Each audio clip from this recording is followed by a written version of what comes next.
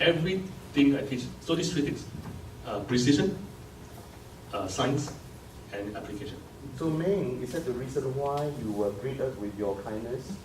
I was very amazed by the way you greet us when you walk in. So yes, but beyond that, it's a reminder to me that the only reason I'm here is to serve all of you. So in that sense, I'm irrelevant. I'm irrelevant except as your servant. And so I want to begin by bowing to you because I'm your servant. Thank you. I'm quite curious then, how did that translate, when you say applications are important, but how did that translate into any change within Google? What were the outcomes, the measurable effects, the benefits? Because otherwise it wouldn't have taken off, right? Yes. So at an individual level, it was mind-blowing. Like people's lives changed. How? So the variety of ways they reflected back to me. In the survey, also in person. So the one that is most, I say obvious, but yeah, most direct, rather. Yeah, people, they work better. People get promotions. Yeah, and a variety of ways people get promotions. One guy, he developed, because of attentionability, he developed the ability to be more creative. So he said the biggest two problems he ever had to solve as an engineer, he learned to solve it with mindfulness. And therefore he got a promotion. And then there are people who got it through social skills. So there's this guy, I can name him, his name is Bill. Bill has he's an engineering manager. He has this relationship with the manager from the other department. So every day they are fighting. And then he came to my class, and then, is it okay if you can quote people in vulgar language? Okay, I ask for permission to use the F word because as a quote.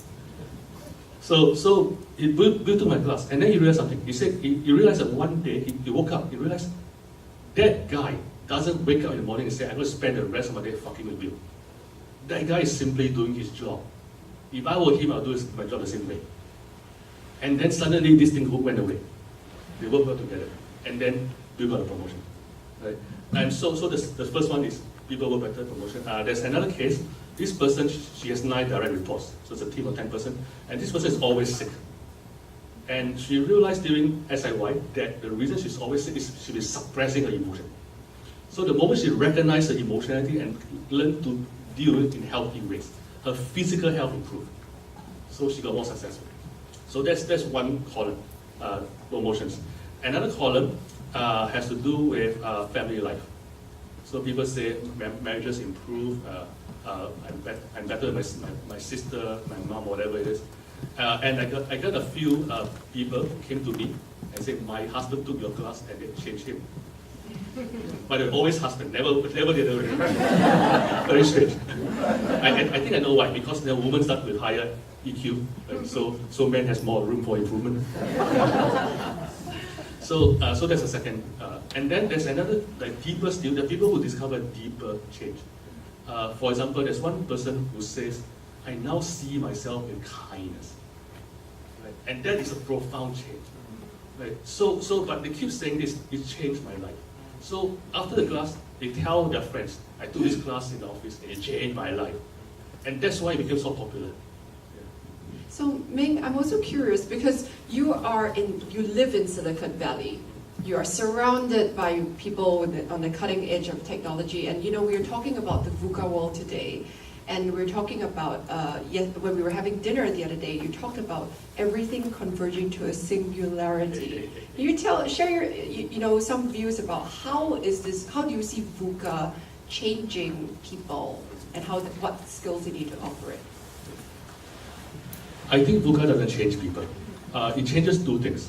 The first thing VUCA changes is success criteria. So what does that mean? So for a long time, success criteria tend to be fairly static. So for example, if you're a warrior, if you're Mongolian in the Mongolian steppes, the success criteria is very straightforward. You can fire 3 arrows very quickly. And the way you do that, by the way, it's a lost art recently rediscovered. It's fascinating. You hold 3 arrows in one hand, right hand, and then you fire 1, 2, 3. So you aim 3 times, so it's accurate. You can do that on the horse and shoot somebody 150 steps away. And so it's in Chinese it's called 连发三箭. You can do that on the horse. And you can use a spear, and you can use a sword, you are a top warrior. And that criteria for success as a warrior hasn't changed since like recorded history, that at least during the warring states, because we read a lot in history, at least until the Ming Dynasty, thousands of years, never changed. And then the gun was invented, success criteria changed. Those things will no longer make you a successful warrior. And in the VUCA world, you find success criteria change a lot. That's problem number one. And guess worse, problem number two is the rate of success criteria change also. Right? It keeps increasing. And so one way to look at it, if you slice and splice it, one way to look at it is that you end up in the world, so this could be the first time it ever happened in the history of the world, the rate at which large numbers of people finding their jobs disappear. Right? So not that you're fired from the job, but the job itself disappears. Right? So that there are ancient examples and the modern examples. Ancient example was the disappearance of the horse industry. So for a long time, horses were used for transportation and so on. So there's a huge industry, the horse breeders, horse sellers, people who make the horseshoe and so on and so forth. And then there was motorized transportation, and the entire horse industry went away. There's still people doing that. There's still people making horseshoes, but it's a niche industry now. Right? That took about, I don't know, like 1,500 years, the mechanization process. Today, you see that happen in very short amount of time. So for example, I think truck drivers, always driving trucks and taxis, all your jobs will disappear maybe in 10 years. Right? Because of self-driving cars. So it's like this entire industry, your job disappears. What do you do? Right? So I think that changes. I think that's the biggest effect. That changes everything. So the next question is what to do. And in answering the question, I ask myself, are there constants? Are there things that you can do where the success criteria doesn't change? Or it's unaffected by the change in success criteria. You have those things, you'll still be successful. And there are a few. I think in 4 pillars. The first one is fairly obvious. It's physical health and fitness. So if you're healthy and you're fit, you'll be successful. Or more than you are not. Like even in the modern world. So in the ancient world, it's very obvious. If you're healthy, you'll be a warrior. But today, even if you spend all your time at the computer, if you're healthy and fit, you have fewer sick days. You work harder. Just that alone, you'll be more successful. So that's one. Physical health and fitness. The second one is emotional intelligence. And so, shall I go into that, by the way? Sure. So there are like 5 domains of emotional intelligence, or 4, depending on how you slice and splice it. So the 5 are self-awareness, self-regulation, self-motivation, empathy, and social skills. So they're kind of obvious why they make you successful. There's a subset of it which I find fascinating, which is leadership. Like if you have those qualities, you will become a more successful leader. And the part that fascinated me was how constant it is over time. And so I read about this. This is from, I think, from Zhuangzi or Huainanzi, one of the ancient texts. I can't remember exactly which one. And there's a story in the text about Confucius meeting a bandit. So this is no ordinary bandit. He's a bandit chief, right? And then so the Chinese story is Dao Yu Dao. Even bandits have morals. So this bandit chief went to Confucius. So Confucius said, "Why are you a bandit? As a bandit, you have no morals. You should be like me, you have morals." The bandit said, "Well, even bandit has morals, and this is how." So number one, a bandit. First, I have competency. I go into a room, I know exactly where to search. That's one. Number 2, if we get to a fight, I'm always leading the fight. I'm in front. If we retreat, I'm always the last guy to retreat. I let my people go first. And then every time we share the spoils, I always share them fairly. Right? So he said, as a bandit, if I don't have these morals, I will never be successful as a bandit leader. So even bandits have those morality. That's the same things that we recognize in leadership, right? Competency, vision, the confidence that you can lead you to the right place, self-sacrifice, right, and fairness. So these qualities are still the same criteria for a successful leader today in any job, right? And they are all emotional intelligence factors. So that's number 2. The third one is cognitive. Cognitive specifically, I think, in my opinion, the ability to learn. And I'll tell you a story in a minute about that, fascinating story. And the fourth one, I think more important than the other two. The fourth one is attention ability. And there are two parts of this, maybe three. One is the ability to concentrate. Another is the ability to relax the mind, so to have creativity. Another is the ability to calm the mind on demand. So these are all attentional faculties, trainable. They are, in and of themselves, they are very important success factors. For example, if you're a leader, you're able to calm the mind on demand. What does that buy you? It buys you the ability to think under fire. Right? Everybody is present. If there's a crisis, everybody, you alone can think because you alone can calm the mind. Guess who's the leader? You're the leader. Okay. So that by itself is very powerful. And more important than that, the attentional abilities create the conditions for cognitive abilities and emotional abilities. So now I tell you the story about learning how to learn. So this story comes from one of my teachers. His name is Xinzen Yang, S-H-I-N-Z-E-N. It's very well in this book, so you don't have to take notes if you don't want to. So Xinzen, he is one of the, how should I say? So he's a Zen master. And then a couple of years ago, about 10 years ago, he came to a very radical idea, which turns out he was right. He thinks that mindfulness, he called it Eastern technology, right? Mindfulness, meditation, and all that will intersect with Western science. And then whoever is at the forefront knowing both will be able to lead the industry. So he resolved himself to learn science. And by the way, Xinjiang is a genius when it comes to languages. He can speak like couple of languages fluently, including Korean, Japanese, English, and a couple of others. Chinese, we sometimes interact in Chinese. So his problem is that he couldn't do math. It scarred him for life. Right? So he did very badly in school. I think he was almost kicked out of school or something because he couldn't do math. And so now he wants to be at the forefront of science. And so he kind of figured out, right, to do science, you have to do math. There's no other way around it. At that time, his level of math was multiplication tables. He had to relearn multiplication tables. It's that bad. And you fast forward to today, he's now teaching graduate level math.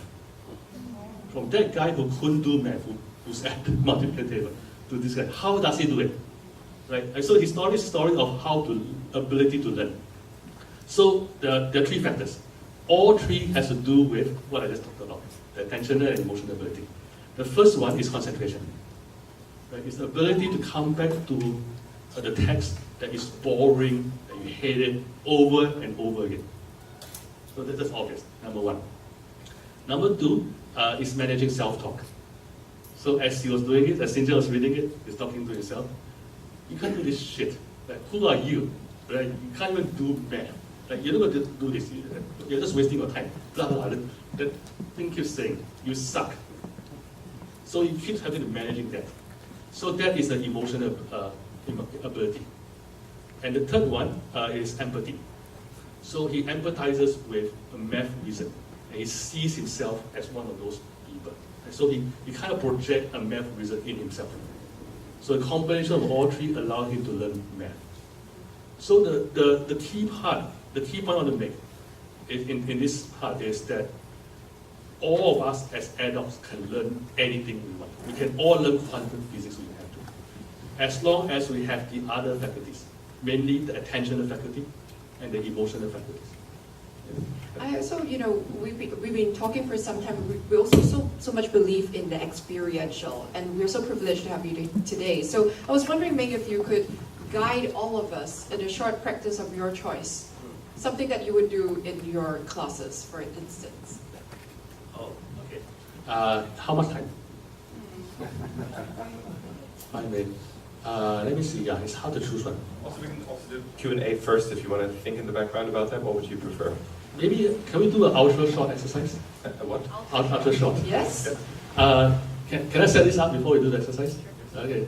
So, how much time does it take? How much practice does it take for you to become very good at something? Right? So how much time does it take to become an expert?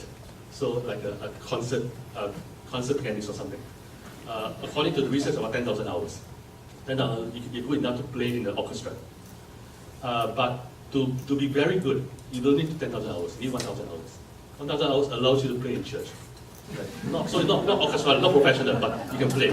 Anytime the pastor says, I need somebody, because our pianist is sick, you're there. So you can do that, 1,000 hours. How much time does it take to become competent? So not very good, but competent. About 100 hours. However, when it comes to meditation, you find it's the same progression. Like to reach mastery, 10,000 hours. To become very good as in you're able to lead large groups, about 1,000 hours. To have any impact. But no, sorry, I take it back.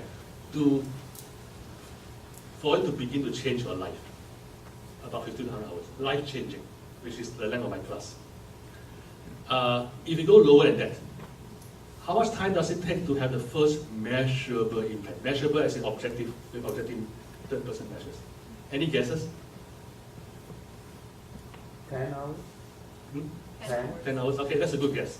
Any other guess? 6. 6, okay. 10 minutes. 10 minutes, oh. Anyone higher, lower? Yeah, a little bit optimistic, but you could be right. So the answer is, according to 2 studies, about 100 minutes. 100 minutes, you can measure impact. However, the 10 minutes is not wrong, because there was another study from Wharton. And this study is very specific. It's how much meditation does it take to overcome the bias in decision making. And so from somebody with no meditation experience whatsoever, it's 15 minutes. 15 minutes already they can begin to counter the bias. And the first impact of practice, the very first time you have any beneficial impact, is 1 breath. So shall we do that 1 breath exercise? So here's what I'd like you to do. I'd like you to, for the duration of 1 breath, bring total but gentle attention to 1 in breath and 1 out breath. That's all. Sounds good? Okay. Sit in a position where you're comfortable. And at your own pace, bring total attention, relax total attention to 1 in breath and 1 out breath.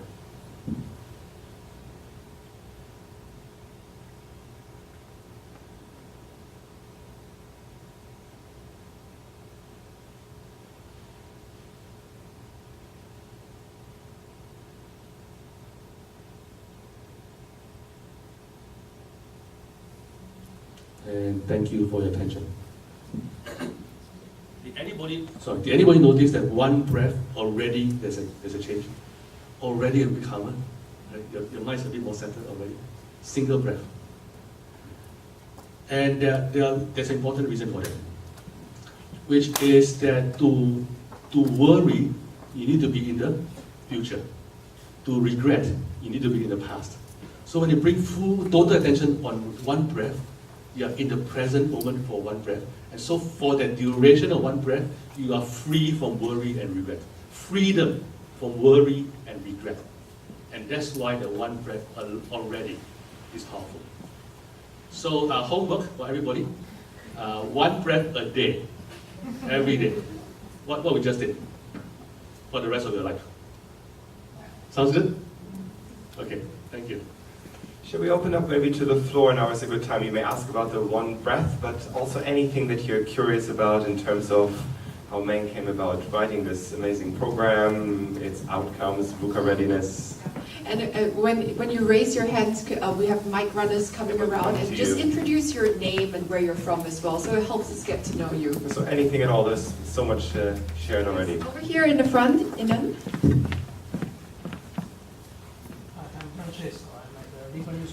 So can we just switch on the mic there? Sorry, and then if you could help. Sorry, apologies. The VUCA of technology. Yeah, it works better when you turn it on. That's what they teach you in engineering school. It's a challenging world. Yes, thank you. I'm Francesco. I'm teaching at the QnA School of Public Policy. Thank you. I read your books. I love the things you say. I want to ask maybe a provocative question, which is, I worked in my past in peace processes. So I teach how to resolve violent conflict. And all that I've seen when it comes to leadership, the behavior is quite the opposite of everything that you say. successful leaders tend to be not kind at all. You know, one got fired, I don't want to make any names, but one got fired yesterday, famous CEO of a famous company, because it's probably, scientifically you could probably call him a kind of asshole. And a lot of these people are actually extremely successful in life. Zero emotional intelligence, self-awareness, and so on and so forth. So a lot of my students have hard time to see the success, right, that comes out of that behavior that you are rightly so pointing out as important, with the examples that we have every day in front of our life. Right. How do you reconcile this apparent tension?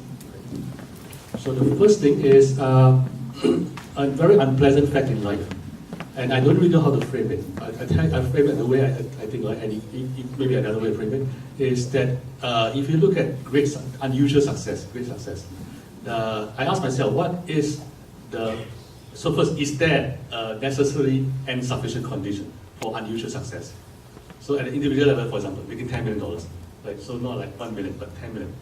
Is there necessary and sufficient condition? Or company, is that growing? And I can only think of one. And the one necessary and sufficient condition is luck. I mean, to be fair, like all of us who are successful, but maybe some in this room made a lot of money or whatever, a lot of it is luck. So therefore, that muddies the statistics, right? Because the confluence of factors. So that guy, he's just lucky, right? I mean, he's an asshole, but he's lucky. Versus a nice guy who's not an asshole, who's not lucky. So that's the number one thing. But beyond luck, so the question then is if you hold conditions constant, which in real life you can't really do, but assuming you can, you hold conditions constant. So one way to do that is to take the same company, the same industry over time, right? And then you find that if you take away that element, you find that bad leaders can be successful, but good leaders are even more successful. So what you incur from good leader, bad leader is actually opportunity cost. Give you an example. Military leadership. So this surprised me. There was a study I quoted in my book, in one of my books, that the most effective military commander. So in the Army, in the US Navy, the effectiveness of a naval commander is very quantitative. So it's very objective. So one of the criteria, for example, that we all understand is operational readiness. From the time the order is given to the time you're ready to fight, how much time is that? Right? Very, very objective criteria. And it turns out that if you're an asshole leader, right, you force your men to do stuff, you're successful. However, if you're a nice leader, you're the type of commander that people love, your men love you. Back then, they're all men. Your men love you. You're even more successful because they work hard for you. Right? So what you incur is opportunity cost. So if you only see the bad leaders, you see they're all successful. But if you see every now and then, if you notice the good leaders, it's there is a gap. Right? The good leaders take it from good to great. And one of the places where it's most documented is in the book Good to Great. So in that book, they were studying precisely what I just talked about. So you tease out the element of luck as much as you can. And the way they did that was they looked at all public companies, I can't remember that from the 30s to the 80s or something, some last number of years. And they identified companies, they were good companies, and then for some period they became great, right, for extended period. So it's not a fluke, I think 11 years or something. And they said, okay, what changed? And universally, there's the first thing that changed is the leadership. And the leader always they're always the same goal. There are three things. The first is they're competent, obviously, that they know how to manage. However, in addition to competence, there are two other qualities. One is they have ambition for greater good. The other is that they're personally humble. So the ambition is for the goodness of the world or the organization, not for themselves. And those leaders bring organization from good to great. So look at opportunity cost. The problem of opportunity cost is they're very hard to see because you only see it retroactively. There's a great book also, the Givers and Takers. Adam Grant speaks about that. The differentiating factor is, yes, there can be many good leaders, but more and more research pointing toward the exceptional leadership and the one that has trust and teamwork behind them So can on I those just, with the EQ. can I just refine a little bit? I think that there are many different ways, and it's not just me that thinks, and leadership research shows that there's many different qualities that support leadership and that support success, and there's many different styles of leadership. The question is, at what cost? Now, in many cases, very obsessive leaders, that definitely will support success. You're obsessed with something at all costs, you get there. However, the question is that at what cost to you is it sustainable, and at what cost to your company?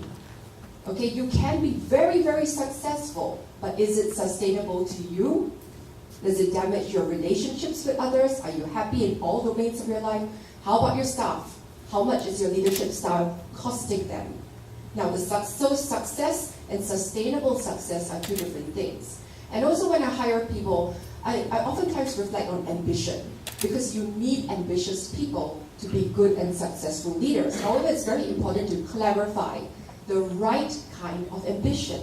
The right kind of ambition is, I am very ambitious for my ideal, world peace, whatever it is, that this company, that this organization, that this system be successful, and I trust that my own personal success will come as a byproduct naturally of my ambition for what I want to do.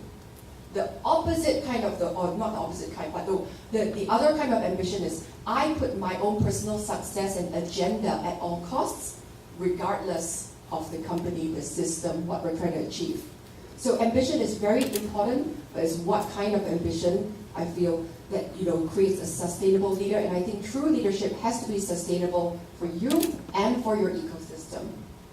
Other questions? Great question. Thank you so very much. Other questions, please. In the back Yes, here? in the back. Hi, I really like your comment about being sustainable, right? I came to Singapore 5 years ago, and one of the first words I learned here was KPI. Welcome. And this is a very complex word, because we need to achieve our KPIs in such a way that it's still sustainable, but it's nearly impossible, right? Because the world is changing, professions are disappearing, so the KPIs go higher and higher.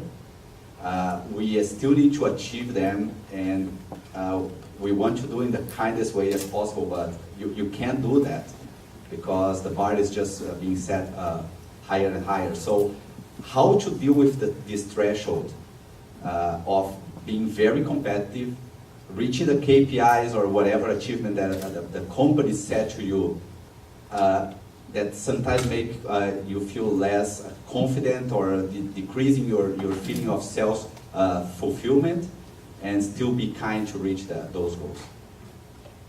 Yeah, maybe before Ming interjects, I just say, you said you can't do that.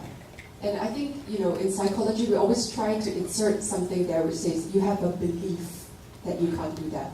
Or the story you're telling yourself is that you can't do that. Now, I'm not saying that it's factually, that it's right or wrong or whatever it is, but the fact is that, what's technically happening is that you have a belief that you can't do that, which may be right or may not be right. But it's important to realize that, and over the rest of the 3 days, we will also talk about beliefs, where they come from, how to deal with them. But of course, to a certain sense, we recognize that it is true. The macro environment is becoming more and more complex, which is why the whole reason of this course, and we're going to go into Robert Keegan from Harvard's research about complexity of mind, but you have to evolve the complexity of mind. So it's not linear thinking. So it's not, I can do this, I can't do this. It's, what part of this can I do? Or how do I negotiate with my bosses? So I say that, hey, it's not yes or no. It's like, I can do this now. The 2.0 is coming later. The steady state looks like this, but it comes with funding. It's a complexity of mind that you evolve. So I think, linear thinking, it needs to be evolved to sort of a much more complex ability to see things and deal with ambiguity, if that makes sense. Sorry. How about your perspective, Ming? I'm going to take a slightly bigger perspective. to do anything non-trivial over that requires over a period of time, so sustainably non-trivial, there are only two ways I can think of. One is through discipline, and the other is through fun. Right? And this discipline is very hard. Right? So I'll tell a story of how hard discipline is. There's an experiment where people come into a room and then they do math problems. So there's a control group, math problems, they go get out. So the experimental group, everything is the same except there's a chocolate cake, delicious looking chocolate cake in the corner. So they come in and the experimenters say, this cake is for the next group, please don't touch this. No other conditions change. And their math problems suffer. So it takes prefrontal cortex, that constant activity, don't eat the cake, don't eat the cake. So because discipline is neurologically very expensive, almost always discipline is outsourced.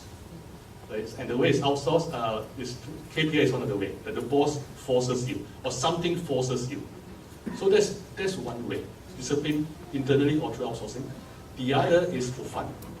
Right? Do something because you want to, because you love to, that makes it fun. And I can't think of any other way to sustain any long-term enterprise. So the problem with a problem that you just talked about, eluded. I think the problem is that it's a problem because it's an outsourced discipline situation. Right? And so the only solution I can think of is a difficult one, but the only I can think of is figure out how to make it fun for you. Make it challenging, make it meaningful, whatever it is. It is actually very challenging. However, I like to argue that it's a skill. And so, if you don't mind me digressing a little bit, I had this conversation with a few of my teachers. It's like we observe that people who meditate tend to be a lot more successful.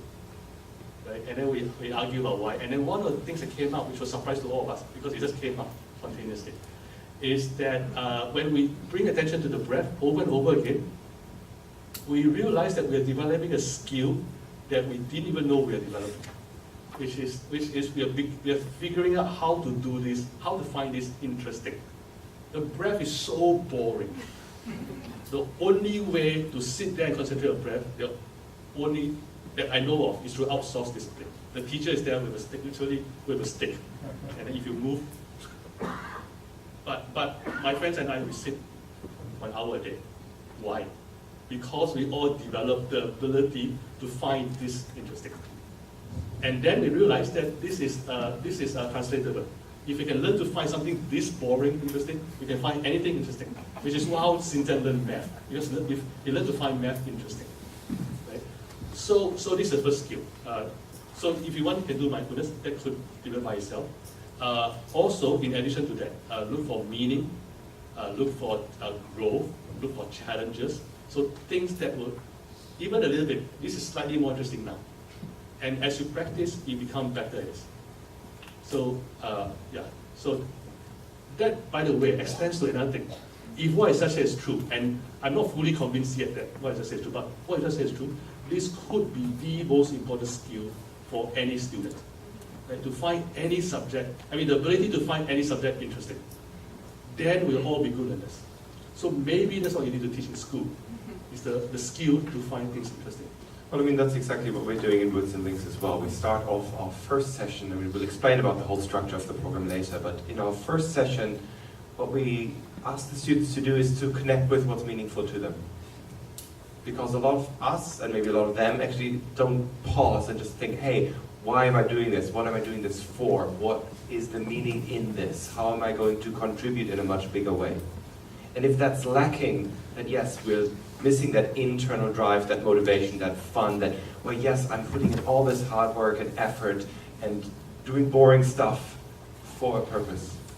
When you have that, it actually fuels you, it drives you. It's like us putting these programs together. Yes, it's extremely, lots of moving parts and lots of hard stuff, but it doesn't drain you internally. I think we also talk about the zoom in, zoom out ability. So, you could be zoomed in and thinking, I'm just doing this boring task. But sometimes it helps to be able to zoom out and see, what is this task in service of? What am I helping to do? It's just like that story, I think it was President Kennedy who visited NASA, and he talked to the janitor there, and he said, so what do you do? And he said, I'm helping put a man on the moon. And that was connecting what he was doing with the big picture. So important to find intrinsic meaning in what you do. And I think mindfulness, because it is a process of active noticing, and it's also a process of insight. And in the world outside, which is changing so fast, you need to be able to connect the dots between this point and that point, which are not necessarily related in a very obvious way. If it was that obvious, machines could have coded it. But if you can connect the dots in this way and kind of like have that mental faculty of being able to have insight and connection and zoom in and zoom out, that's complexity of mind. That's what we're going to be talking about over the next few days. Maybe one or two more questions. Yes, at the front, please. Yes, Remington. I've already introduced myself, so I won't do that again. But I do have a bit of a technical question, just also being interested in mindfulness and teaching. The terms mindfulness meditation, and meditation. Do you use those terms interchangeably? How would you define them differentially? Right. So remember precision in language. So that's a really good question. So I have precise definitions in my first book, Search Inside Yourself. So I tell you what I remember, which could be wrong. So mindfulness. Mindfulness is moment-to-moment, non-judging attention. So in other words, mindfulness is a specific quality of attention. It's a certain way to attend. So that's mindfulness. Meditation is different. Meditation is mental training. Right? And there's a very nice scientific definition, which is something like a family of training practices to familiarize the mind with specific mental processes, or something like that. So the keywords are training, familiarization, processes. So the way to think about meditation is like exercise. Like sport is training. It's training for the mind and the brain rather than the body. So mindfulness meditation, put the two together, it is training the mind to attend in a specific way. So the way to think about mindfulness meditation is like jogging. Jogging is one way to exercise. So in the same way, mindfulness meditation is one way to practice meditation. And I think, if I may add on to this, for some people the word meditation has certain connotations to it, and of course historically, yes, it can be associated with different religious practices as well. I think what we're talking about here, the secular mindfulness, I like to call it focus training or mind training, is really something quite different. It's something that we can all utilize and become better at. I think you can bring it to any activity that you're doing. You're talking to someone, you can talk to them in a mindful way. You can do your work in a mindful way. You're not necessarily meditating, but you are bringing a quality of mind and attention to your experience, whatever you're doing. Great. Does that answer your question? Awesome. Another question maybe? Maybe over here, anybody? Don't be shy. Again, this is also about noticing what's holding you back from asking questions. So the same for students, yeah? Thank you. Thank you. Recently in Singapore, we have a very big story, the Lee family problems. Now, I'm just curious about if we bring the siblings, the three of them, and the government together, what would you do to help them to solve the vocal problem? Did we give rules about political questions at the beginning? I'm not sure if I should step in now because I'm German as well. I can just say let's not talk about politics, but Meng, up to you. No, but I mean, it's a good point about the broader issue about family conflict and what you can do with this in a difficult situation, and how sometimes maybe your amygdala. We're going to go into that. You have an amygdala hijack, and then it hijacks you. Your brain gets hijacked from making rational decisions. And then you do stuff based on emotions, right? So maybe if you could keep it broader, just how to deal with conflict in relationships. So I find that, so this is my perspective, it may or may not be right. I think the biggest problem in this is the assignment of intention. So what does that mean? We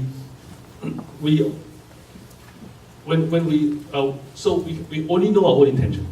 For other people's intention, we don't really know for sure. So we always assume. Right? And so the way we assume is to look at behavior, and then we assume this therefore must be intention. And the problem with that is we do it unconsciously. So we just automatically assume. That's problem number one, without unconscious.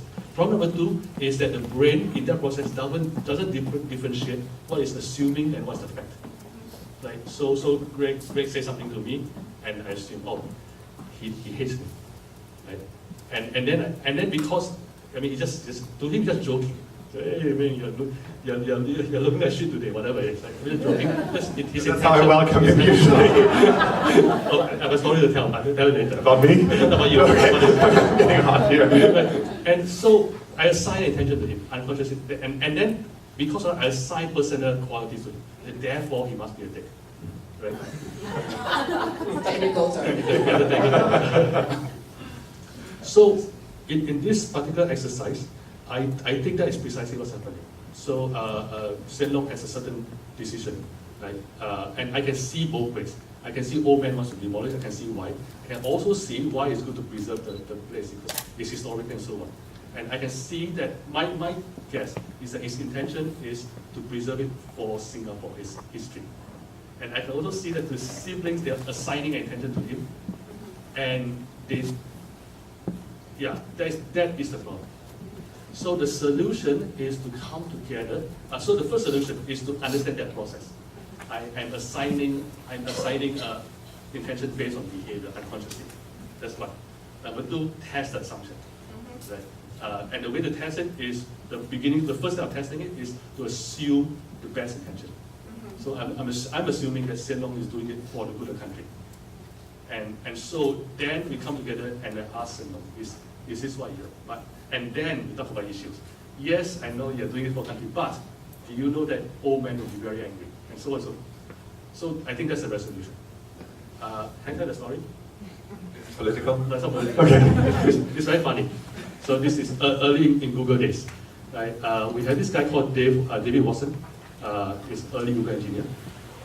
And then what we didn't know was that Dave has an identical twin whose name is Dan. And we didn't know they're not. And then Dan joined Google. Dan is a lot fatter than Dave, even though they're identical twins. And we did not know they're different people. So Dan came to work on his first day at Google, and one of the guys, Ron, looked at him, and the first thing he said to him, "Oh my God, you look like shit."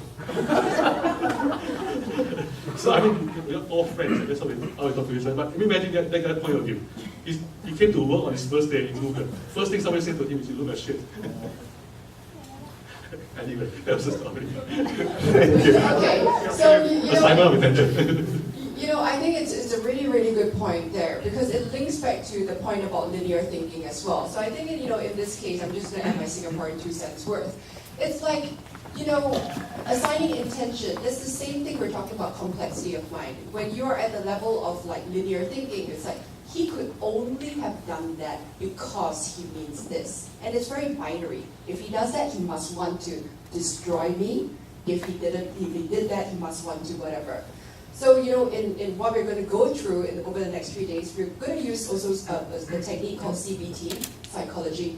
We're going to get you to widen out your lens. Could there be more possibilities? Could you introduce more choice? Could you introduce more flexibility in how you look at the situation? Because if you're so strongly attached to your point of view, your ideas, and you're so linear in like, it could only be this, it could only be that, that's where we get into a lot of trouble. Because the world's more than 50 shades of gray. It's a lot of shades of gray. And the more we can be open-minded and flexible and aware of the various interpretations and schemas and our beliefs and our assumptions, what we're going to do in this course is like an iceberg. We're going to lower the waterline so that you're more aware of your unconscious beliefs, biases, and assumptions and the level of your thinking. One final question. Anybody? Yes, over here. Yes.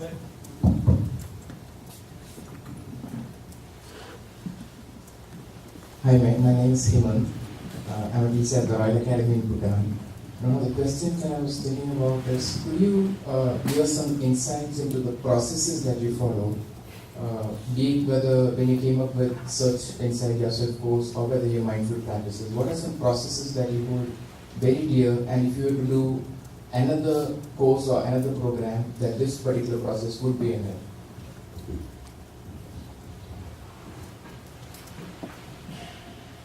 The first part of the process is always serving the greater good. That's never forget that. That's the most important part. Maybe it's slightly broader than that. The question, I think I live my life with a single assumption every day. I assume that someday I'm going to die. That's my daily assumption. And that assumption changes everything. It changes how I live my life. Right? And it bleeds into everything I do. So everything I do, like doing the search inside thing or whatever I'm doing, is the question I ask is, how do I best serve greater good, assuming that I will die someday? So that's one. Never take your eye off the greater good. And there are a couple of actually side effects, beneficial side effects of this. One of the beneficial side effects is that people want to work with you. Right? Because over time they can see that you're sincere about service. As I want to work with this guy. Right? So that's one. And then in addition to that, next step is there's a certain level of courage and a certain level of allowing yourself to fail. And this is a very important point. The word innovation. So if you look at innovation means one thing. Innovation means failure. So to innovate means that you're doing something that hasn't been done before. And usually there's a very good reason it hasn't been done before. And usually the good reason is impossible. Right? Or it has been impossible until now, until something changes. Or it's not the right thing to do. Right? Or it's too difficult, whatever. And so if you're doing this for the first time, there are very good reasons that you fail. And so very, very likely the first few attempts will fail. So you must come in with the knowledge and the ability to fail. Okay, so that's number two. So number one is long-term greater good. Number two is willingness to fail. And not just willingness, also your people around you know that you're going to fail the first few times. Number three, related to that, is the courage to experiment. Right? So let's say this is the goal. Let's try this, knowing that half of this will fail, and then we will collect data to know which part failed, which part we can work on.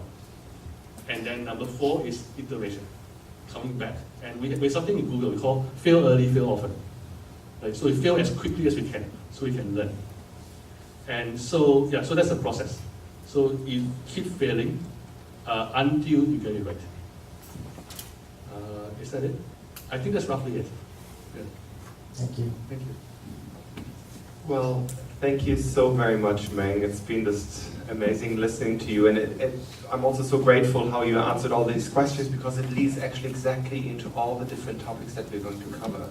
We're going to unpack mindfulness and how you can actually become effective at it and integrate it into your classroom. We're going to look at those limiting beliefs that hold you back. We talk about failure and the fear of failure that students struggle so much with. Oh, can I say something? Of course you can. Sorry, I want something very important I forgot to mention. So one of the most important skills in innovation is actually emotional, not cognitive. And specifically, the ability to fail at an emotional level. Like the failure doesn't drive you down. The failure can still bring us back up. And those are skills. And therefore, because of skills, they are all trainable. And I think you'll be talking about that. Yes. Yeah. So can we have a round of applause for Meng?